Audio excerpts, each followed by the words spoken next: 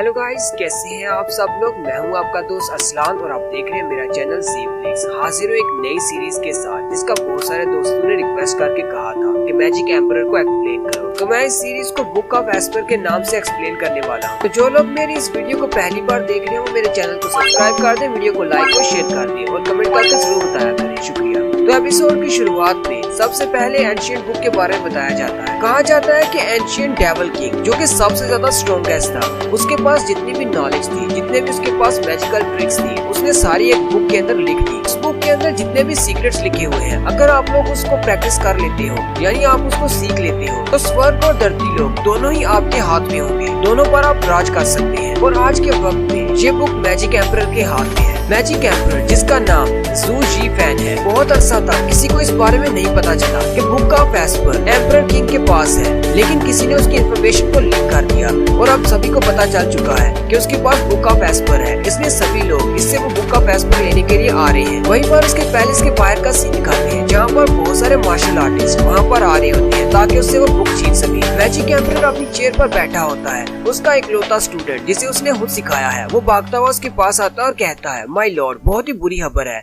हमारे mountain troop सारे हार चुके हैं और उन्हें मार दिया गया है। मैजिक एम्परर के इकलौते स्टूडेंट का नाम जाओ चैंग होता है। जाओ चैंग कहता है, हीवन के 7 एम्परर्स यहाँ पर आने वाले हैं, मुझे लगता है कि उन्हें भी आपकी ये बुक चाहिए। मैजिक एम्परर उससे कहता है, तुम्हें डरने की जरूरत नहीं है और ना ही पैनिक होने की, कि बुक ऑफ एस्पर मेरे हाथ में है। मेरी स्ट्रेंथ उन 7 एम्परर से बहुत ज्यादा है, वो लोग चाहकर भी मुझे हरा नहीं पाएंगे। मैजिक एम्परर उठकर खड़ा हो जाता है और कहता है, अब क्योंकि उन्होंने मेरे सारे सोल्जर्स को मार दिया है, चलो फिर चलकर उनसे मिलते हैं और देखते हैं वो कितने स्ट्रॉन्ग हैं। मैजिक एम्परर जैसे ही अपने महल से बाहर निकलता है तो बाहर पूरी आर्मीज खड़ी होती हैं। वो उसे कहती हैं, तुम्हारे पास जो बुक ऑफ एस्पर है उसे हमारे हवाले कर दो और हम लोग यहाँ से चले जाएंगे। मैजिक एम्परर हंसते हुए उनसे कहता है, तुम सब लोग तो मेरे सामने कीड़े मकोड़े हो, लेकिन फिर भी तुम सब लोग मुझसे फाइट करने के लिए यहाँ पर आ गए। और साथ ही मैजिक एम्परर अटैक करने के लिए आगे बढ़ता है, बड़ी ही स्पीड के साथ उनके सेंटर में से गुजर जाता है, लेकिन सभी को मार देता है। जू जी फैन को ऊपर से आवाज आती है, उसे कहा जाता है कि हम लोग तुम्हें नहीं जाने देंगे, तुमने हमारे बहुत सारे ट्रूप्स को मार दिया है। जू जी फैन ऊपर की तरफ देखता है तो 7 एम्परर्स ऊपर आ चुके होते हैं। उनमें से एक एम्परर उसे कहता है, अभी भी तुम्हारे पास मौका है, बुक ऑफ एस्पर हमें दे दो और हम तुम्हें छोड़ देंगे। जू जी फैन उसे कहता है, मैं 8 रॉयल्स का लीडर हूँ, तुम सब लोग चाहकर भी मुझे हरा नहीं पाओगे। अगर तुम सब लोग एक साथ भी मुझ पर अटैक करते हो फिर भी मेरी पावर तुमसे ज्यादा है। साथ ही एम्परर के माथे पर निशान चमकना शुरू हो जाता है। एम्परर उनसे कहता है, तुम लोग यहाँ पर आए ही क्यों हो जब तुम्हें पता है कि तुम लोग मुझे हरा नहीं सकते। 7 एम्परर में से एक एम्परर उसे कहता है, क्या तुम्हें पता है कि तुम्हारी सिचुएशन इस वक्त क्या है? सेंचुरी के सारे लोग तुम्हारे दुश्मन हो चुके हैं, कोई भी तुम्हारे साथ नहीं है। क्या तुम्हें लगता है कि 7 एम्परर्स में से कोई ऐसा नहीं है जो तुमसे ज्यादा स्ट्रॉन्ग हो? 7 एम्परर्स में से एक एम्परर आता है जो कि बहुत ज्यादा स्ट्रॉन्ग है और उसे कहता है, ये बुक होली लैंड के नाम पर है, इसलिए ये बुक हमें वापस दे दो। जू चैंग जू जी फैन से कहता है, मेरे लॉर्ड, ये तो बहुत ही बुरा है, ये एम्परर इन 7 से सबसे ज्यादा स्ट्रॉन्ग है। जू जी फैन उसे कहता है, तुम्हें घबराने की जरूरत नहीं है, मेरे पास बहुत ज्यादा स्ट्रेंथ है, मेरे सामने ये कुछ भी नहीं है। अगर मुझे आज विलन ही बनना पड़ा तो भी मैं बनूंगा और मैं इन सबको मार डालूंगा। साथ ही वो हंस रहा होता है, लेकिन साथ ही वो खामोश हो जाता है क्योंकि उसके पीछे से एक खंजर उसके सीने के आर पार हो जाता है। किसी ने उसकी पीठ पर वार किया होता है। जू चैंग उसे कहता है, माय लॉर्ड, आपका टाइम पूरा हो चुका है, अब बस भी करो, अब आपको बस शांति से मरना है। जू जी फैन पीछे की तरफ देखता और कहता है, चैंग जी तुमने क्या कर दिया? तो इसका मतलब वो गद्दार तुम थे जिसने बुक ऑफ एस्पर की सारी इन्फॉर्मेशन इन एम्परर्स को दी और साथ ही मेरे माउंटेन ट्रूप्स को भी तुम ही ने मरवाया है। जब तुम एक छोटे से बच्चे थे तब मैंने तुम्हें अपने पास रखा, तुम्हें पाला पोसा और तुम्हें ट्रेनिंग दी, फिर तुमने मुझे धोखा क्यों दिया? जू चैंग उसे कहता है, माय लॉर्ड, बात तो बिल्कुल सच है कि मैं आपका स्टूडेंट हूँ, आपने मुझे पाल पोस कर बड़ा किया है, लेकिन ये बात भी सच है कि आपने मुझे कभी भी इस बुक को हाथ नहीं लगाने दिया और ना ही कभी इसे पढ़ने दिया। बुक ऑफ एस्पर को आप सिर्फ अपने लिए नहीं रख सकते। जू जी फैन उसे कहता है, क्या तुमने मुझे सिर्फ इसी वजह से धोखा दिया है कि तुम्हें मैंने बुक नहीं पढ़ने दी? चैंग उसे कहता है, आप इस बारे में जो सोचना चाहे सोच सकते हैं, लेकिन मैंने ये सब कुछ आप ही से सीखा है। जू जी फैन से कहता है, लेकिन मैंने तो तुम्हें ऐसा कुछ भी नहीं सिखाया, तुम्हारा दिमाग बहुत ही छोटा है, तुम्हें इस बात की समझ नहीं आई कि तुम किसी पर भरोसा नहीं कर पाए। हालांकि तुम मुझ पर भरोसा कर सकते थे तुम मेरे सक्सेसर बन सकते थे, ये बुक मैं तुम्हें देता। और साथ ही मैजिक एम्परर हंसना शुरू कर देता है और उन सब से कहता है, अब जबकि तुम सब लोग बुक ऑफ एस्पर के पीछे हो तो मैं अपनी बॉडी के साथ साथ बुक ऑफ एस्पर को भी डिस्ट्रॉय कर दूंगा ताकि कोई भी इसे हासिल न कर पाए। 7 एम्परर्स भी पीछे हट जाते हैं और कहते हैं, ये तो बहुत ही बुरी खबर है, ये अपने आप को सेल्फ डिस्ट्रक्ट करने वाला है। और साथ ही वो अपनी बॉडी को सेल्फ डिस्ट्रक्ट कर देता है। वहाँ पर एक जोरदार धमाका होता है और बुक भी उसके साथ ही डिस्ट्रॉय हो जाती है। लेकिन अगर हीरो ही मर जाएगा तो सीरीज आगे कैसे बढ़ेगी। उसी वक्त अर्थ पर दिखाते हैं कुछ लोग जमीन पर मरे पड़े होते हैं, जबकि उनके सेंटर में एक लड़का होता है और हमारे मैजिक एम्परर की आत्मा उड़ती हुई आती है और सीधी उस लड़के की बॉडी के अंदर चली जाती है और उसके माथे पर वो निशान बन जाता है जो कि मैजिक एम्परर के माथे पर था। यानी कि मैजिक एम्परर अब इसकी बॉडी में रीबॉर्न हो गया है। मैजिक एम्परर जल्दी से अपनी आंखें खोलता है और उठकर बैठ जाता है। कहता है, क्या अब ये मेरी नई बॉडी है? मैंने तो कभी सोचा भी नहीं था मुझे एक दूसरा जन्म मिलेगा, वो भी एक छोटे लड़के की बॉडी में। जू जी फैन जल्दी से उठकर खड़ा हो जाता है। उसी वक्त उसे साइड से आवाज आती है। वो उस तरफ देखता है तो वहाँ से कुछ वुल्व्स निकलते हैं और वो भागते हुए उस पर अटैक करने के लिए आगे बढ़ते हैं। लेकिन जी फैन उनकी तरफ देखता है और उन्हें घूर कर कहता है, दफा हो जाओ यहाँ से। और वो सारे वुल्व्स इतने ज्यादा डर जाते हैं कि वहाँ से वाकई में दफा हो जाते हैं। मैजिक एम्परर अब जिस लड़के की बॉडी में है उसका नाम जू फैन है। जू फैन चलता हुआ थोड़ा सा आगे जाता है तो एक दरख्त के साथ एक बंदा बैठा होता है जो कि जख्मी होता है। वो जू फैन से कहता है, जू फैन यहाँ पर आओ और मेरी हेल्प करो, मैं बहुत ज्यादा जख्मी हूँ। जू फैन उसकी तरफ देखता है और कहता है, मुझे लगता है कि मैं जिस लड़के की बॉडी में हूँ ये बंदा उसे जानता होगा। लेकिन अच्छी बात ये है कि ये अपनी सेकंड लेयर में है, इसके पास बहुत ज्यादा स्ट्रेंथ है। जू फैन आगे बढ़ता है और कहता है, ये तो बहुत ही अच्छी बात है, मैं इसकी पावर्स को एब्जॉर्ब कर सकता हूँ। वो जाते ही जाकर उसके मुंह पर अपना हाथ रख लेता है। वो बंदा जू फैन से कहता है, जू फैन तुम ये क्या कर रहे हो? जू फैन उसे आगे से कोई भी जवाब नहीं देता। वो बंदा कहता है, तुम जू फैन नहीं हो, तुम कौन हो? जू फैन आगे से हंसते हुए से कहता है, हाँ तुम बिल्कुल ठीक समझे, मैं जू फैन नहीं हूँ, मैं मैजिक एम्परर हूँ, मेरा नाम जू जी फैन है। साथ ही वो कुछ बोलता है, the 9 secret technique drawn touch, और साथ ही उसकी बॉडी में से उसकी एनर्जी निकलना शुरू हो जाती है और वो बंदा चीखना चलाना शुरू कर देता है जिसकी बॉडी से एनर्जी निकल रही है। नेक्स्ट सीन में दिखाते हैं जू फैन वहीं पर बैठा कल्टीवेट कर रहा होता है, जबकि जिस बंदे की उसने एनर्जी ली है वो एक कंकाल बन चुका है। जू फैन कहता है, ड्रेन टच टेक्निक बहुत ज्यादा प्योर है और जो डेविल हुड यूज किया करता था, इससे हम किसी की भी सोल और पावर को एब्जॉर्ब कर सकते हैं, लेकिन उसे अपनी बॉडी में एब्जॉर्ब करने के लिए बहुत ज्यादा स्ट्रेंथ की जरूरत है। इसकी प्रोसेसिंग में भी काफी ज्यादा टाइम लगता है, इसलिए मुझे आराम से बैठकर कल्टीवेट करना होगा। जू फैन कल्टीवेशन के बाद उठकर खड़ा हो जाता है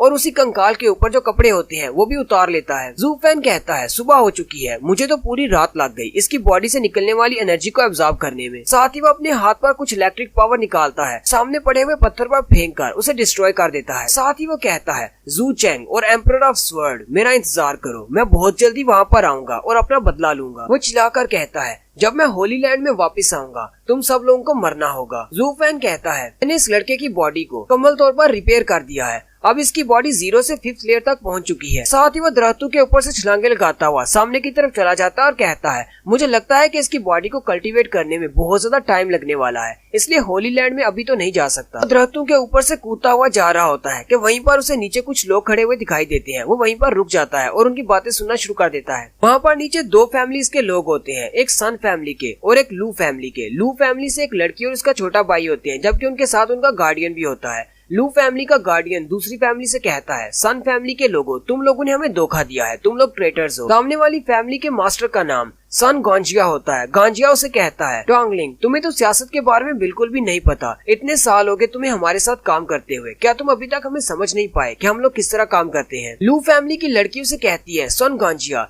ये स्पिरिचुअल टेक्निक हमारी है, ये जनरेशन से हमारी फैमिली में चलती आ रही है, ये वाली टेक्निक तुम्हें नहीं दे सकते, चाहे तुम हम सबको मारी क्यों न डालो, हम ये टेक्निक तुम्हें नहीं देंगे। वहीं उसका छोटा भाई भी होता है, वो कहता है, सिस्टर मुझे रोकना मत, मैं इस ट्रेटर को अपने हाथों से मार डालूंगा। जू फैन उनकी तरफ देखता है और कहता है, लू फैमिली वाले बहुत बड़ी मुश्किल में है क्योंकि बैंडिट्स ने उन्हें दोनों तरफ से घेर रखा है, वो अपनी सीक्रेट टेक्निक उनको नहीं देंगे तो वो बैंडिट्स उनको मार डालेंगे। और साथ ही वो कहता है, आखिर मैं लू फैमिली के बारे में इतना क्यों सोच रहा हूँ और अचानक मेरे दिल में इतना दर्द क्यों उठ रहा है, ये सारे फैमिली रिलेशनशिप मेरा इनसे क्या ताल्लुक है, चलो मैं यहाँ से निकलता हूँ। साथ ही वो जंप करते हुए वापस की तरफ चल पड़ता है, लेकिन रास्ते में ही वो फिर से अपने दिल पे हाथ रखता है और रुक जाता है। मैजिक एम्परर चिल्लाते हुए कहता है, आखिर मेरे साथ हो क्या रहा है, मेरा दिल इतनी तेजी से क्यों धड़क रहा है, मुझे बार बार ये ऐसा क्यों कह रहा है कि मैं यहाँ से नहीं जा सकता, मुझे लू फैमिली की हेल्प करनी है। साथ ही वो कहता है, या फिर हो सकता है कि इस लड़के की बॉडी मेरी कल्टीवेशन को संभाल नहीं पा रही, मेरी पावर को हैंडल नहीं कर पा रही, तो है कि इस लड़के की बॉडी बिल्कुल कचरा है। जू फैन फिर से वहीं पर कल्टीवेशन करने की स्टेज में बैठ जाता है और कहता है, इसका दिल बिल्कुल नॉर्मल धड़क रहा है और इसकी मेंडियन स्टेज भी बिल्कुल ठीक है, एनर्जी का फ्लो भी बिल्कुल ठीक है, सांस की रफ्तार भी बिल्कुल ठीक है। तो फिर मसला क्या है? साथ ही वो उठकर फिर से दरख्त के ऊपर जाता है। से वो इस लू फैमिली की लड़की के चेहरे को देखता है, उसका दिल फिर से नॉर्मल हो जाता है और उसकी चेस्ट में जो पेन होता है वो भी खत्म हो जाता है। वो फिर से वापस आ जाता है और कहता है आखिर यहाँ पर हो क्या रहा है? जैसे ही मैं उस लड़की को देखता हूँ मैं बिल्कुल नॉर्मल हो जाता हूँ। मैजिक एम्परर कहता है ये तो मैजिक ऑफ हार्ट है, ये वो ऐसा कर्स मैजिक है जिससे तो मैजिक एम्परर और डेविल किंग भी नहीं बच पाया। मैजिक ऑफ हार्ट ये हम जैसे मैजिशियंस के लिए शराब की तरह है, हम लोग अपनी मर्जी से कुछ भी नहीं कर सकते। अगर हम लोग इस मैजिक को कास्ट करने वाले की बात नहीं मानते तो हम लोग मर जाएंगे। ज़ू-फैन कहता है चलो पहले इस लड़के की मेमोरीज को देखते हैं, आखिर ये मैजिक ऑफ हार्ट है किस किस्म का और किसने इस पर कास्ट किया है। जैसे ही वो उसकी मेमोरीज देखता है, यानी ज़ू-फैन की मेमोरीज को देखता है, तो उसे पता चलता है कि ज़ू-फैन के डैड ने लू फैमिली को बचाने के लिए अपनी जान दे दी थी और उसके बाद से ज़ू-फैन लू फैमिली में ही रह रहा है। लू फैमिली वाली वो लड़की वो उसे हमेशा से प्रोटेक्ट करती आई है। ज़ू-फैन गार्डियन से कहता है मुझे भी प्रैक्टिस करवाओ, मुझे मैजिक सीखना है ताकि मैं तुम्हारी तरह एक गार्डियन बन सकूं। वो उसे कहता है तुम अभी बच्चे हो, तुम्हारे पास इतनी स्ट्रेंथ नहीं है कि तुम प्रैक्टिस कर सको, लेकिन एक दिन तुम बहुत ही अच्छे गार्डियन बनोगे। ज़ू-फैन कहता है हाँ मुझे गार्डियन बनना है, मैं बहुत ज्यादा मेहनत करूंगा और एक दिन स्ट्रॉन्ग बनूंगा ताकि मैं लू फैमिली को प्रोटेक्ट कर सकूं। मैजिक एम्परर ज़ू-फैन की जो लास्ट मेमोरी देखता है उसमें उन पर बैंडेट्स अटैक करते हैं, यानी कि लू फैमिली पर अटैक करते हैं और लू फैमिली में उनके पेरेंट्स को मार देते हैं। मिस और उनका छोटा भाई बचता है, जबकि ज़ू-फैन बहुत ज्यादा जख्मी हो जाता है। लू फैमिली की मिस उसके पास बैठी होती है और उससे कहती है मैं तुम्हें छोड़कर नहीं जाऊंगी। वो कहता है नहीं आपको यहाँ से जाना होगा, मेरे बचने का कोई चांस नहीं। साथ ही उसके जाने के बाद ज़ू-फैन कहता है मुझे अपने आप से बहुत ज्यादा नफरत है, मैं बहुत ज्यादा वीक हूँ, मैं किसी को भी प्रोटेक्ट नहीं कर सकता, मेरे पास भी स्ट्रॉन्गर बॉडी होती। इसके बाद हमारी स्टोरी प्रेजेंट में आ जाती है। मैजिक एम्परर उठकर खड़ा हो जाता है और कहता है लगता है कि ज़ू-फैन ने लू फैमिली को बचाने का वादा किया हुआ था, उसका इरादा बहुत ज्यादा पुख्ता था। मिस जिया को और उसके छोटे भाई को प्रोटेक्ट करना चाहता है। अगर वो उन दोनों को प्रोटेक्ट नहीं करता तो उसकी बॉडी में ये मैजिक ऑफ हार्ट फिर से एक्टिवेट हो जाएगा। मैजिक एम्परर कहता है ये मुझे किस तरह की बॉडी मिल गई है, मैं एक मैजिक एम्परर हूँ, क्या मुझे सारी जिंदगी किसी और का गुलाम बनकर रहना होगा? मुझे इस मैजिक ऑफ हार्ट के श्राप को तोड़ने का कोई तरीका ढूंढना होगा। किसी की गुलामी करने से तो अच्छा था कि मैं किसी की जान ले लेता। मैं कभी एक मैजिक एम्परर हुआ करता था और अब इस बॉडी में आकर मुझे किसी की गुलामी करनी होगी। और साथ ही वो लगे हुए दरख्त में पंच मारकर उसे तोड़ देता है। लू फैमिली और सन फैमिली वाले वो लोग भी दरख्त के गिरने की आवाज सुनकर उस तरफ देखते हैं और कहते हैं कौन है वहाँ पर, जल्दी से बाहर निकलो। मिस जिया अपने गार्डियन से कहती है क्या कोई हमारी हेल्प करने के लिए यहाँ पर आ रहा है? उसका गार्डियन उसे कहता है नहीं हमारे आसपास कोई भी नहीं और कोई इतनी जल्दी पहुँच भी नहीं सकता। ज़ू-फैन दरख्तों में से बाहर निकल कर आता है और मिस जिया से कहता है मिस जिया अगर आप अपनी मार्शल टेक्निक को सन फैमिली को दे देंगी तो इसमें क्या बुरा है? मैं नहीं चाहता कि आप अपनी मार्शल टेक्निक की खातिर अपनी जान दे दें, ये तो लू फैमिली के लिए एक बहुत बड़ा नुकसान होगा।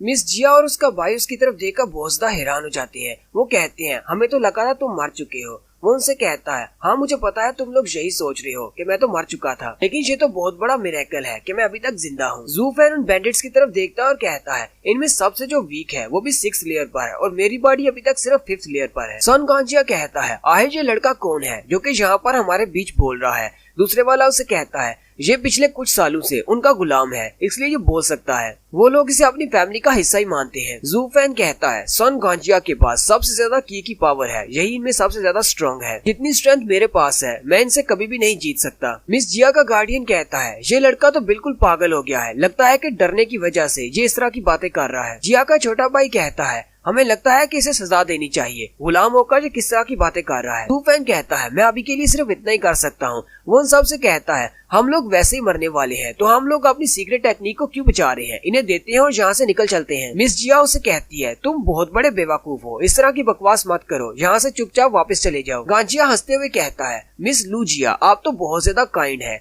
ऐसी सिचुएशन में भी आपको अपने गुलाम की पड़ी है, आप उसे यहाँ से भेजना चाहती हैं ताकि उसकी जान बच जाए। मिस जिया उसे कहती है गांजिया क्या तुम इसे यहाँ से जाने दे सकते हो, इसका हमारे से कोई ताल्लुक नहीं, ये तो बस एक गुलाम है। गांजिया अपने साथ खड़े एक बड़े से बंदे से कहता है जाओ और जाकर पहले इस लड़के को मारो और इसके बाद बाकियों को एक एक करके मारना शुरू करो जब तक कि यहूदी हार न मान ले। बड़ा सा बैंडेट बड़ी स्पीड के साथ ज़ू-फैन पर अटैक करने के लिए आगे बढ़ता है। ज़ू-फैन कहता है ये अपनी 7th लेयर पर है, मुझे इसे हराने का कोई तरीका ढूंढना होगा क्योंकि मैं इसको हरा नहीं सकता, मुझे सिर्फ एक ही मौका मिलेगा। वो बड़ा बैंडेट जैसे उस पर अपनी तलवार से अटैक करने लगता है वो घूमकर उसके हाथ को पकड़ता है जिससे उसके हाथ से उसकी तलवार गिर जाती है। जू फैन जल्दी से उसकी तलवार को पकड़ लेता है और घूमते हुए उसके पेट पर वार कर देता है। ये देखकर लू फैमिली वाले बहुत ज्यादा हैरान हो जाते हैं, क्योंकि आज से पहले जू फैन के पास बैटल का कोई भी एक्सपीरियंस नहीं था। जू फैन उस बैंडिट पर अटैक करने के बाद सामने की तरफ भागता और कहता है, मुझे जल्दी से सोचना होगा अब मुझे क्या करना है, क्योंकि मैं इन सब के साथ फाइट नहीं कर सकता। भागता हुआ सीधा मिस जिया और उसके भाई की तरफ जाता है और कहता है, मुझे सिर्फ इन दो लोगों को प्रोटेक्ट करना है, क्योंकि मेरा मैजिक ऑफ हार्ट इन दोनों की वजह से है। और वो भागते हुए उन दोनों को उठा लेता है और वहाँ से भाग जाता है। बाकी के सारे वहीं पर खड़े रह जाते हैं। कांचिया अपने लोगों से कहता है, जल्दी करो और उनको पकड़ कर लाओ, जबकि उनका गार्डियन कहता है, इन लोगों को यहीं पर रोको ताकि जू फैन उनको यहाँ से दूर ले जाए। सन कॉन्चिया कहता है, इस लड़के ने तो मेरा सारा बना बनाया प्लान खराब कर दिया, मुझे जल्दी से इसे पकड़ना होगा। लेकिन जब मैं इस कीड़े मकोड़े को पकड़ लूंगा तब मैं इसकी हड्डियों का चूरा बना दूंगा ताकि इसे एक दर्दनाक मौत मिले। जू फैन उन दोनों को उठाकर अभी भी जंगल के अंदर भाग रहा होता है, यहाँ तक कि रात हो जाती है। मिस जिया उसे कहती है, मैं अपने लोगों को पीछे मरने के लिए नहीं छोड़ सकती, मुझे जल्दी से जाने दो, मुझे वापस जाना है। तुम सिर्फ हमारी फैमिली के गुलाम हो, तुम ऐसा कैसे कर सकते हो, मुझे जल्दी से नीचे उतारो। जू फैन भागते हुए रुक जाता है और मिस जिया को उठाकर सामने दरख्त के साथ फेंक देता है। मिस जिया उसे कहती है, हमें जल्दी से वापस जाना होगा, मैं नहीं चाहती कि मेरी लू फैमिली के गार्ड्स मारे जाएं। जू फैन उसे कहता है, अगर तुम वापस जाना चाहती हो तो खुद ही वापस चली जाओ, मैं तुम्हें नहीं रोकूंगा, लेकिन मुझे एक सवाल का जवाब दो, क्या तुम वहाँ पर जाकर उन सारे बैंडिट्स को मार सकती हो अगर तुम वहाँ पर चली भी जाओ तो? मिस जिया आगे से खामोश हो जाती है। जू फैन ने मिस जिया को तो नीचे उतार दिया होता है, लेकिन उसके छोटे भाई को अभी भी उठाकर रखा होता है। ऐसे थोड़ा सा आगे जाता है, उसका छोटा भाई चिल्लाना शुरू कर देता है। वो चिल्लाते हुए जू फैन से कहता है, तुम हमारे गुलाम हो, तुम्हारी हिम्मत कैसे हुई हमारे साथ इस तरह बात करने की? अब जल्दी करो और मुझे नीचे उतारो, मैं और मेरी बहन वापस जाएंगे और उनका साथ फाइट करेंगे। जू फैन गुस्से के साथ उसकी तरफ देखता है और कहता है, बच्चे कहीं तुम ऐसा तो नहीं चाहते कि मैं तुम्हारे कपड़े उतार कर तुम्हारी बैग पर थप्पड़ लगाऊं? वो गुस्सा हो जाता है और कहता है, तुम हमारे गुलाम हो, तुम ऐसा नहीं कर सकते। मैजिक एम्परर उसकी तरफ देखता है और हंसना शुरू कर देता है, जबकि मिस जिया का भाई बहुत ज्यादा हैरान हो जाता है, ये करने क्या वाला है। और नेक्स्ट सीन में दिखाते हैं, जू फैन वाकई में उसकी बैग पे थप्पड़ लगा देता है। वो अपनी बहन के पास बैठा रो रहा होता है। मिस जिया उसे कहती है, जू फैन तुमने तो हद कर दी, तुम एक नोबल फैमिली के लड़के को कैसे पीट सकते हो? जू फैन उसे कहता है, ये तो छोटे मास्टर के लिए बहुत ही छोटी सी सजा है, अगर तुम लोग वहाँ पर वापस जाते हो तो तुम लोग उन बैंडिट्स के हाथों मारे जाओगे। अब मुझे जल्दी से बताओ, क्या यहाँ पर छुपने के लिए कोई जगह है? मिस जिया उसे कहती है, यहाँ पर तो सारा खुला एरिया है, फार्म्स है यहाँ पर, लेकिन यहाँ पर छुपने के लिए कोई भी जगह नहीं है। वेस्ट वाली साइड पर एक फोगी फॉरेस्ट है, लेकिन वहाँ के सारे इलाके को बैंडिट्स अच्छी तरह से जानते हैं। जू फैन उसे कहता है, चलो फिर उसी फोगी फॉरेस्ट के अंदर चलते हैं। जू फैन आगे आगे चलना शुरू करता है और कहता है, अपने भाई को भी पकड़ लो, उसका हाथ पकड़ कर रखना, कहीं वो भाग ना जाए। मिस जिया उसकी तरफ देखती है और कहती है, एक बार हम लोग इस सिचुएशन से बाहर निकल आए, उसके बाद मैं तुम्हें सजा जरूर दूंगी, तुम हमारी फैमिली के गुलाम हो, कोई मालिक नहीं। फिर वो लोग फोगी फॉरेस्ट के सामने पहुंच जाते हैं। जू फैन कहता है, क्या यही वो फोगी फॉरेस्ट है? मिस जिया उसे कहती है, हाँ, यहाँ पर सालों से ये फोग यहीं पर है, यहाँ पर हमें रास्ता नहीं मिलता, इसलिए कोई भी इस फोगी फॉरेस्ट के अंदर नहीं जाता, क्योंकि अगर एक बार तुम अंदर चले गए तुम्हें बाहर निकलने का रास्ता नहीं मिलेगा। मिस जिया उसे कहती है, मुझे इस बात की समझ नहीं आई कि सन फैमिली वाले अचानक हमारे पीछे क्यों लग गए हैं, पहले तो उन्होंने कभी हमारे साथ ऐसा करने की कोशिश नहीं की। जू फैन उनसे कहता है, ये जगह ट्रैप्स लगाने के लिए बहुत ज्यादा अच्छी है। मिस जिया जू फैन से कहती है, मेरे छोटे भाई को लेकर तुम इस जंगल के अंदर चले जाओ, मैं उन बैंडिट्स को यहीं पर रोकती हूँ। जू फैन उसे कहता है, मैं ऐसा नहीं कर सकता, मैं इस बच्चे को अपने साथ लेकर इस जंगल के अंदर नहीं जाऊंगा, क्योंकि मुझे रास्ता नहीं पता, अगर तुम मेरे साथ नहीं आओगी तो मैं इस बच्चे का ध्यान नहीं रख पाऊंगा, अगर तुम यहाँ से चली जाती हो तो तुम्हारे जाने के फौरन बाद मैं इस बच्चे को मार डालूंगा। जू फैन उसे कहता है, अगर तुम वहाँ पर वापस जाती हो तो तुम भी मारी जाओगी, इसलिए यहाँ पर रहो, अपने भाई की हिफाजत करो, तुम्हारी जान बचाई गई है, तुम्हारे लोगों ने वहाँ पर अपना सेक्रीफाइस दिया है, क्योंकि तुम्हारी जिंदगी बहुत ज्यादा वैल्यूएबल है। मैं चाहता हूँ कि यहीं पर इसी जंगल में ट्रैप्स लगाकर सन गॉन्जिया को खत्म किया जाए। मिस जिया उसे कहती है, कहीं तुम पागल तो नहीं होगे, तुम अकेले उन सबको कैसे हरा सकते हो, वो बहुत ज्यादा स्ट्रॉन्ग है। गांजिया के पास सबसे ज्यादा की पावर है, जबकि उसके साथ 4 और लोग हैं जो कि बहुत ज्यादा स्ट्रॉन्ग है। इसका भाई भी चिल्लाकर कहता है, तुम सिर्फ एक गुलाम हो जिसके पास की पावर नहीं है। इस जिया से कहती है, अगर तुम मेरे गार्डियन के साथ भी मिलकर उनसे फाइट करते हो तो भी उन सब का मुकाबला नहीं कर पाओगे, तुम बहुत ज्यादा वीक हो। जू फैन उसे कहता है, तुम्हें ऐसा लगता है कि मैं कुछ भी नहीं कर सकता, लेकिन वो बैंडिट्स मेरे सामने कुछ भी नहीं, वो तो बहुत ज्यादा वीक है, मैं उनको संभाल लूंगा। जू फैन उसे कहता है, तुम्हारे पास सिर्फ 2 ही रास्ते हैं, या तो मेरी बात सुनो या फिर वापस चली जाओ और मारी जाओ। जू फैन अपना हाथ आगे करता है और कहता है, जबकि सन गांजिया तुमसे वो स्पिरिचुअल स्टोन नहीं ले सका, इसलिए वो स्पिरिचुअल स्टोन मुझे दे दो। लू फैमिली का फ्यूचर तुम्हारे हाथ में है, क्या तुम अपने फ्यूचर को बचाना चाहती हो तो जल्दी से वो स्टोन मुझे दे दो। मिस जिया अपनी उंगली में पहनी हुई रिंग को उतारती है और उसकी तरफ फेंकते हुए कहती है, ये मेरी लू फैमिली का ट्रेजर है, इसे घुमाना मत। अगर तुमने मुझे धोखा दिया और इसे लेकर यहाँ से भाग गए तो मैं तुम्हें नहीं छोड़ूंगी। जू फैन जंगल के अंदर चला जाता है और कहता है तुम लोग यहीं पर रुकर मेरा इंतजार करो, मैं कुछ फॉर्मेशंस बिछा कर आता हूँ। मिस जिया का छोटा भाई उसे कहता है हमारा गुलाम तो कुछ ज्यादा ही बोल रहा है, मुझे लगता है कि इसे एक अच्छा सबक सिखाना पड़ेगा। मिस जिया उसे कहती है कोई बात नहीं, अगर वो कुछ ज्यादा बोल रहा है लेकिन फिर भी उसने हमारी हेल्प की है, ये कम से कम उन लोगों की तरह तो नहीं है जो कि पीछे बैठे चुपचाप बातें सुनते रहते हैं लेकिन हेल्प भी नहीं करते। जबकि मिस जिया सोच रही होती है पता नहीं ये क्या है, लेकिन मुझे लगता है जू फैन चेंज हो चुका है। जू फैन उस फोगी फॉरेस्ट के अंदर चला जाता है और वहाँ पर अपनी फॉर्मेशन को बिछाता जा रहा होता है और उस रिंग को अपने हाथ में पकड़कर कुछ स्पेल्स बोलता है, जिससे वो रिंग चमकना शुरू हो जाती है। मिस जिया और उसका भाई जो कि क्लिफ के ऊपर खड़े होते हैं, वो दोनों ही देखकर हैरान हो जाते हैं कि फोगी फॉरेस्ट में जितनी भी फोग होती है वो सारी खत्म हो जाती है। साथ ही जू फैन भी वापस आ जाता है। मिस जिया उसे कहती है कि ये सब कुछ तुमने किया है, ये फोग कैसे गायब हुई? जू फैन उसे कहता है पहले शांत हो जाओ, हाँ ये सब कुछ मैंने किया है, इसके लिए परेशान होने की जरूरत नहीं। जू फैन उसे कहता है चलो मेरे पीछे इस फोगी फॉरेस्ट के अंदर आओ, मैं तुम्हें कुछ मैजिकल स्पेल सिखाता हूँ जिनकी मदद से यहाँ पर बिछे हुए ट्रैप्स को एक्टिवेट कर सकती हो और उनके आते ही उनको मार सकती हो। मिस जिया हैरान हो जाती है और कहती है लेकिन तुम्हें मैजिकल स्पेल्स कहाँ से आते हैं, क्या तुम ऐसे ही उनको हराना चाहती हो? वो उसके पीछे पीछे चलना शुरू कर देते हैं। मिस जिया सोच रही होती है